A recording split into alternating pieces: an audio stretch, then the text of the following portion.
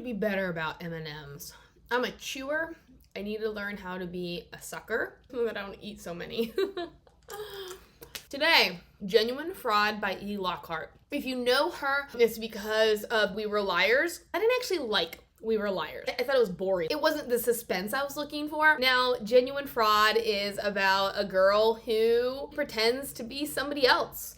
I gotta stop there. Because I don't know if I read the book correctly. The thing about me is when I upload or download my audiobooks to my computer and then put them onto my phone or my iPod, they don't always transfer correctly. So when I started this book, I realized I'm going in the wrong direction. These scenes are not in order. And it turned out that, yes, my phone was on shuffle. So then when I looked at the playlist again, I realized it was backwards and it was sort of out of order. So I reorganized it so that it went from 1 to the final chapter or the final disc. But I was noticing little things within the storytelling that I was like, don't know how this is fitting in. A new chapter would start with 6 weeks before X event. Okay. I don't understand how this is all coming into play. So I read up on people's reviews. Apparently, this book is told backwards. So when I first started listening to it, yes, things were out of order. But I was supposed to listen to it from the end to the beginning, which is why some of these timeline tags weren't making sense, because they would have made sense if I listened to it in that order. But then I got to the very end / the beginning. I again started to question maybe I was listening to it in the correct order. In any case, I have no idea what order I'm supposed to listen to this book in, but the cool thing is that you could listen to it either or. There is a book by Lauren Oliver in which you can read it chronologically or you can read it by perspective. I think that is really clever because it's hard. You have to be able to make sure that the storytelling makes sense either way. I don't feel like I missed out on much of the story by listening to it the way I listened to it, whether it was correct or incorrect. The way that I listened to it was initially meeting the girl, then we see how she gets involved in the problem, and then we see where she ends up. The other way is starting where she ends up and then working backwards to who she is. After thinking about it, I decided I like the way that I listened to the book because I would have been really, really confused about characters had I listened to it back to front rather than front to back. This is something that I need to go back and re-listen to just in the opposite order to see how I really would feel. But there were definitely moments when I was getting to the end that I was like, if I had started here, I would have been so confused and I don't think I would have enjoyed the story as much. Anyways, the book. There's Jule. She is the con woman. She is 17-ish. She's had things go on in her past, which caused her to leave home early. And now she's in New York, completely broke. She cannot find work. Rent is due, and her roommate comes up sick. Jule says, hey, how about I fill in for you? She fills in at this graduation party at some private school. While she's taking a break, she runs into this woman named Patty who thinks that she is a friend of her daughter Imogen. Jule just goes with it. She leads Patty to believe that she is on break from Stanford because she can no longer afford the tuition. She's invited to Patty and Gil's house, and at this point I start to wonder, where's Imogen? Patty talks about her wistfully. So I'm almost expecting her to say, oh, well, Imogen is dead. I'm going to take you on as my surrogate daughter. This is not the case. The case is that Gil is dying. Imogen is off doing whatever she's doing. However, Patty has to stay at home with Gil because she is his caretaker. They hire Jules to go check in on Imogen. I don't know if I was missing parts of the chapters or if I would have learned some of these details if I'd listened to the book correctly. Imogen is at Martha's Vineyard. Obviously, this is a very wealthy family, and my question just kept coming to, how is she funding her lifestyle at Martha's Vineyard? If her parents don't know where she is and she's incommunicado, would they still be willing to give her money to do whatever she wants to do when it's pretty clear that she's not doing what they want her to do?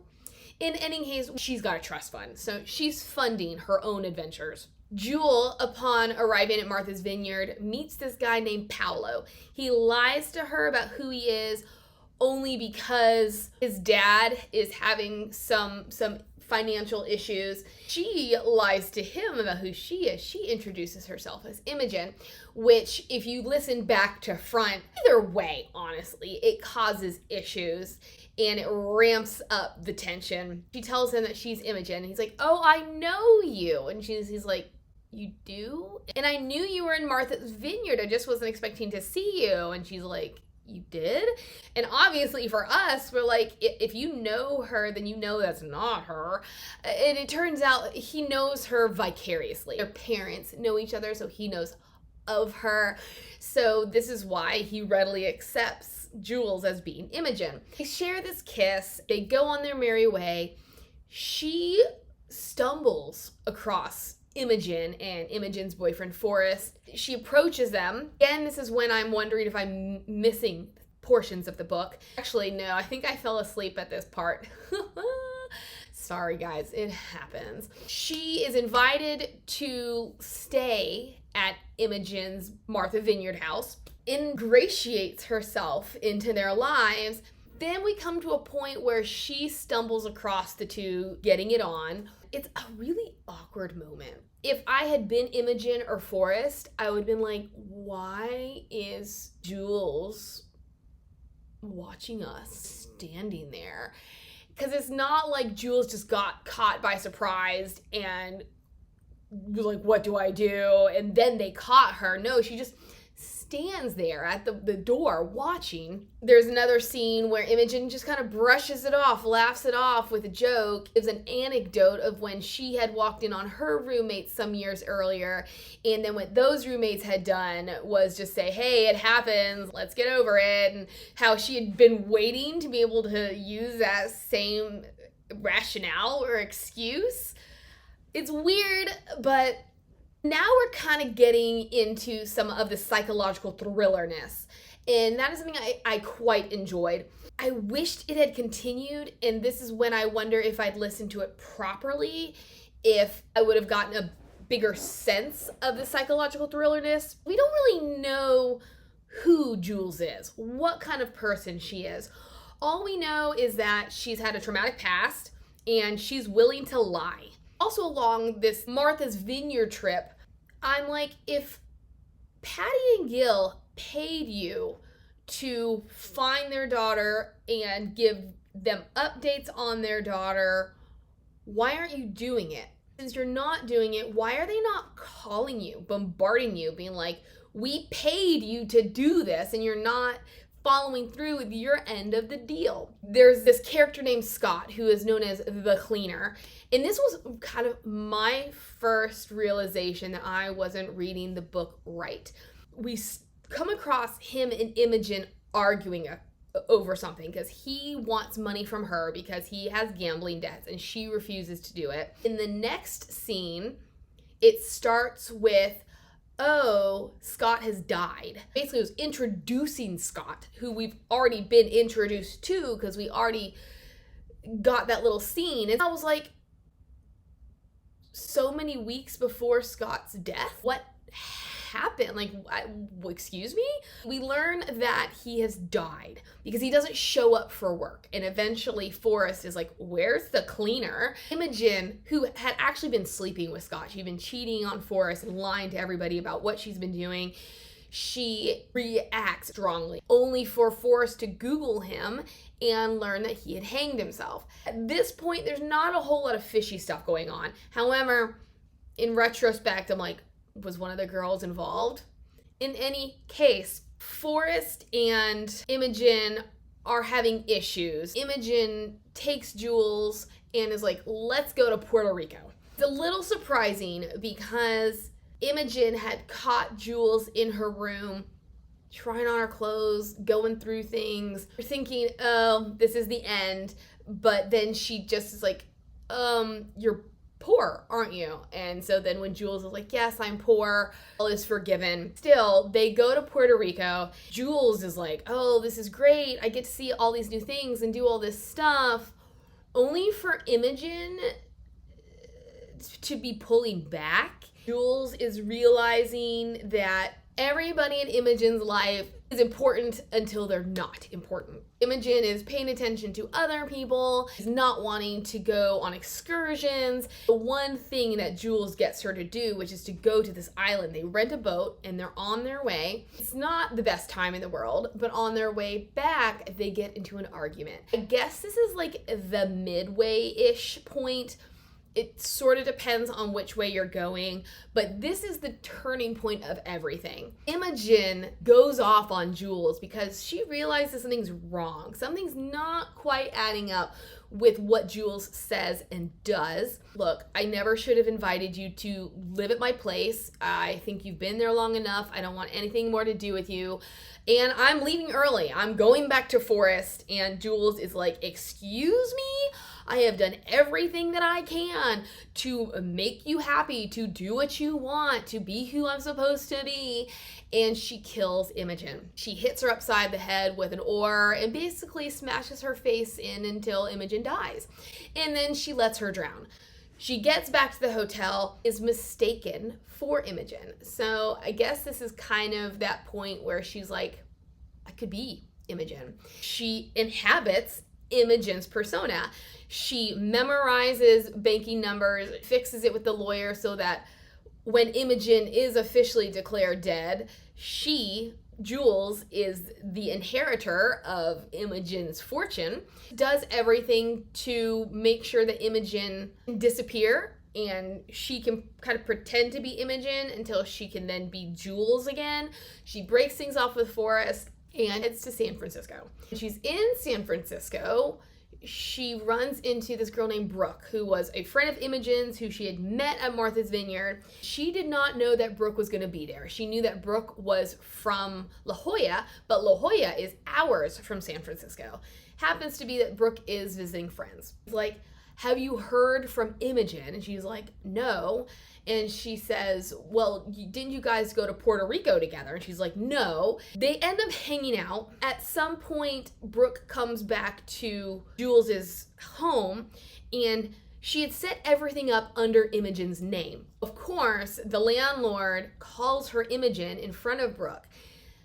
Jules is afraid that Brooke, who is drunk, had heard and or will remember, she has Imogen's phone. She's receiving these text messages from Brooke, who's like, something's wrong with Jules, like she's pretending to be you, blah, blah, blah. She, as Jules, invites Brooke to come over to sort of iron things out, and Brooke is like, I don't buy what's going on here.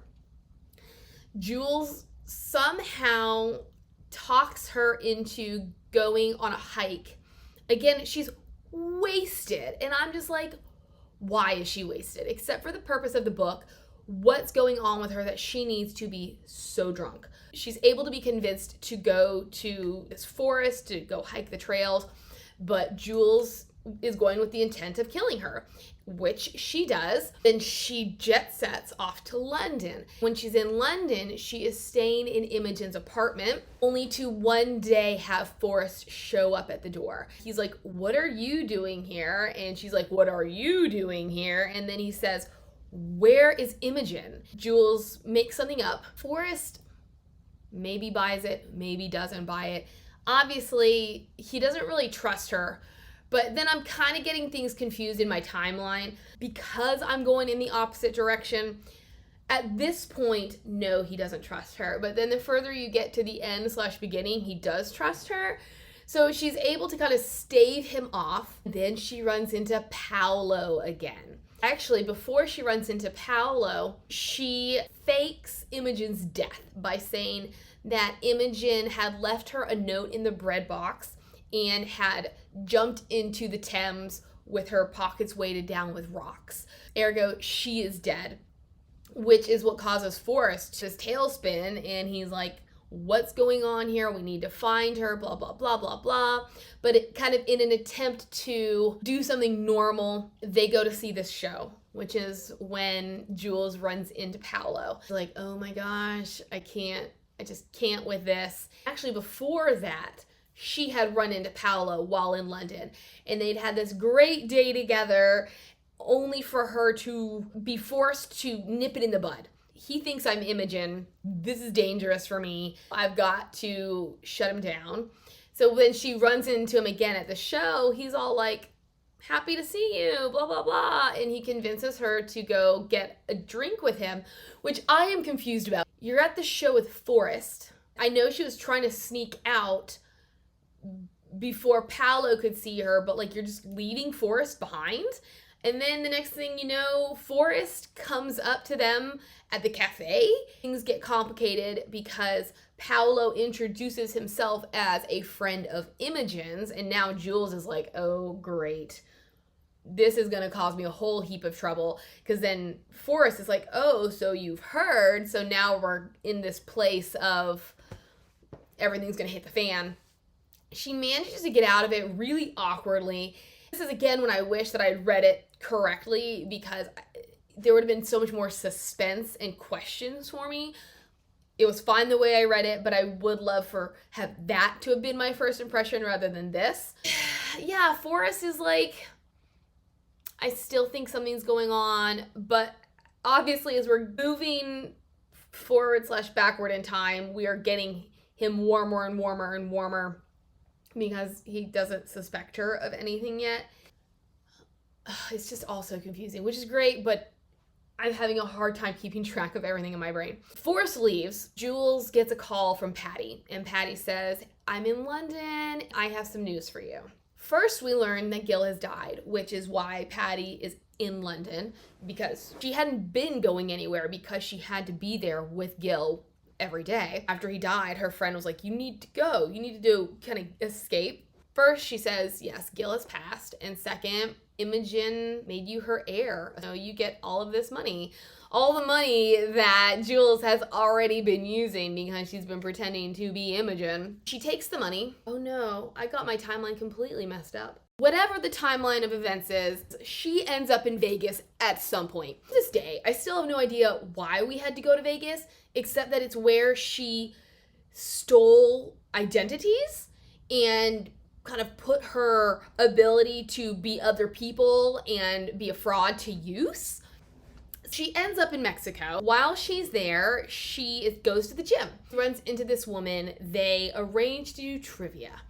And then Jules is at the bar or the restaurant, drinking, doing whatever. She's talking to the bartender who she has forged this relationship with. He tells her that somebody has been asking about the American woman.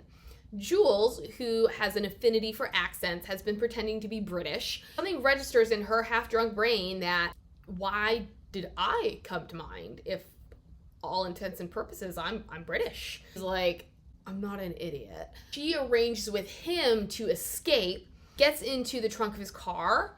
He drives her somewhere, and then when she gets out, he tries to extort more money from her. I think she is like a black belt, or she knows some sort of jujitsu, karate, something from her past. Incapacitates him, steals his car keys, steals his money and or phone, grabs her suitcase and leaves. I do not understand how he didn't necessarily find her, but he ended up in the same bathroom where she was because she thought that the best way to evade him was to go to the men's room. And he still was able to end up in the same place as her. He doesn't catch her and she escapes. My timeline is a little skewed here. I'm gonna go with one thing first and then the other, because I think this is how it goes. And this is minor. It's just something that has stuck with me because I thought it was underdeveloped.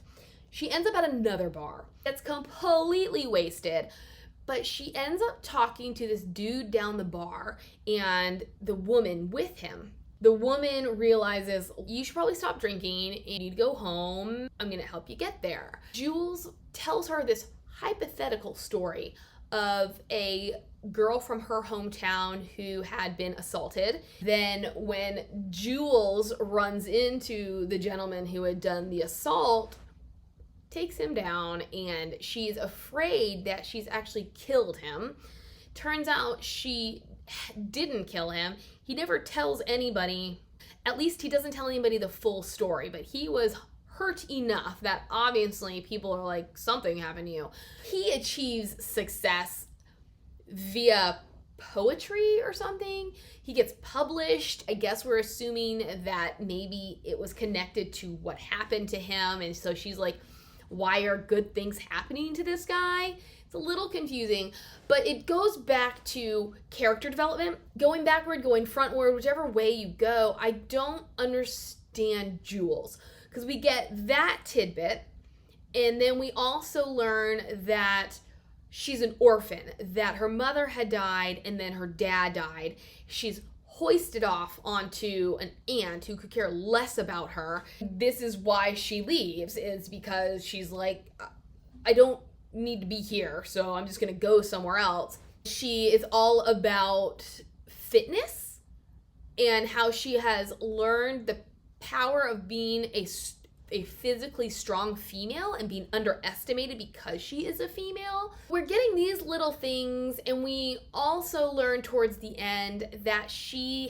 has fabricated her origin story. So yes, she is an orphan, but she has fabricated a story that I don't know if we're supposed to believe that she believes or if she just prefers it. Her parents had been murdered. When she had discovered their dead bodies, she encounters an assassin. As she's trying to escape this assassin, she learns from the assassin that the assassin is on her side. This is how she learns how to be self-sufficient and take care of herself, why her upbringing was so different from the average Joe's. I think it really could have been interesting coming from the beginning of the story, because that's the impression that we have, that this is her origin story, which is why it's kind of great to go either or. You start out with lies, you get to the truth, or you start out with truth and then you get to lies, and you can see the way her brain is working. But still, I quotation to mark the hypothetical story, because I don't know if it's supposed to be hypothetical. At first I was like, no, this is completely true. But then when she talks about encountering the gentleman and doing what she does to him, I'm like, well, maybe it's not true. Like, maybe it wasn't her who was assaulted. I don't really know. But it, as I said, it all goes back to, I wish she'd been developed better. Not necessarily differently, but better, like fully formed. And then that goes to all the characters as a whole.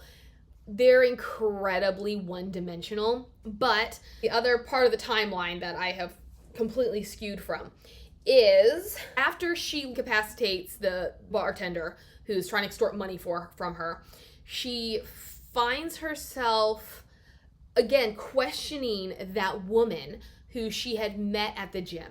Wow, this woman laid a trap for me. And the woman's name is Noah. She's like, Noah knew exactly what to say in order to get me to trust her.